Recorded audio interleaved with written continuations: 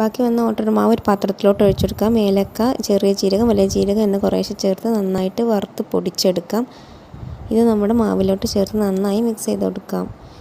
കറുത്ത എള്ള് ചേർത്ത് കൊടുക്കാം. മധുരത്തിന് ആവശ്യമായിട്ടുള്ള ശർക്കര ചേർത്ത് കുറച്ച് വെള്ളം ഒഴിച്ച് നന്നായി കുറുക്കിയെടുക്കാം.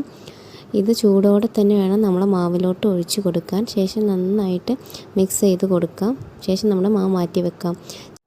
കുക്കർ ചൂടാക്കി അതിലോട്ട് ഓയിൽ ഒഴിച്ച് കൊടുത്തതിന് ശേഷം ചെറിയ ഉള്ളി ആദ്യം ഇട്ട് നന്നായിട്ടൊന്ന് മൂപ്പിക്കുക. ശേഷം തേങ്ങാക്കൊത്തും കൂടെ ചേർത്ത് കൊടുക്കുക. 1/4 ടീസ്പൂൺ അപ്പക്കാരം ചേർത്ത് മിക്സ് ചെയ്യുക. മാവ് കുക്കറിൽ ഒഴിച്ച് അടച്ച് വെച്ച് 40 മിനിറ്റ് വേവിക്കുക.